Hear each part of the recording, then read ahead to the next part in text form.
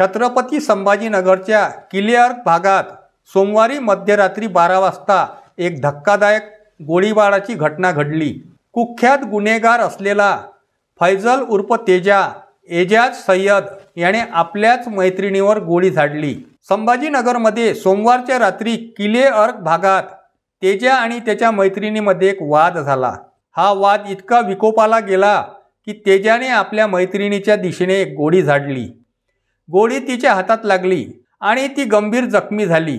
घटनेची माहिती मिळताच बेगमपुरा पोलीस ठाण्याचे निरीक्षक मंगेश जगताप यांनी पथकासह घटनास्थळी धाव घेतली। त्यांनी जखमी तरुणीला तात्काळ घाटी रुग्णालयात दाखल केले आणि तेजाला सुद्धा अटक केली। सध्या तरुणी जबाब देण्याच्या स्थितीत नसल्याचे पोलिसांचे सांगणे आहे। तेजा हा हिस्ट्री शीटर गुन्हेगार असून हा ड्रग तस्करी, शस्त्रसाठा आणि बलात्कारासह 15 गुन्ह्यांमध्ये रेकॉर्डवर आहे। अवघ्या 10 दिवसापूर्वीच तो जेलमधून जामिनावर सुटून आला होता। यापूर्वी एप्रिल महिन्यात त्याने एका रिक्षा चालकावर कोयत्याने हल्ला केला होता आणि असे केल्यामुळे पोलिसांनी त्याची दिंड देखील काढली होती आणि त्याच्यासह त्याच्या कुटुंबालाही NDPS पथकाने अटक केली होती।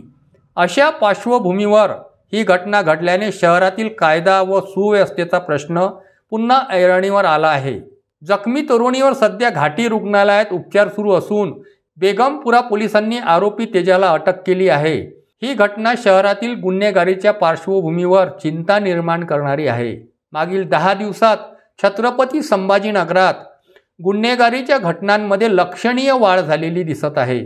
जमीर सलीम शेख उर्फ कैची याने जेलमधून बाहेर येऊन पोलिसांवर हल्ला केला।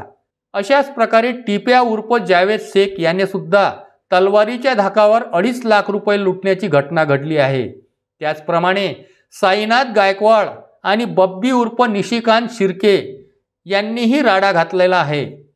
आता तेजाच्या गोळीबाराने शहरातील गुन्हेगारीचा कळस गाठला गेला असून या सर्व घटनांमुळे पोलिसाच्या कारवाईवर प्रश्नचिन्ह उपस्थित होत आहे।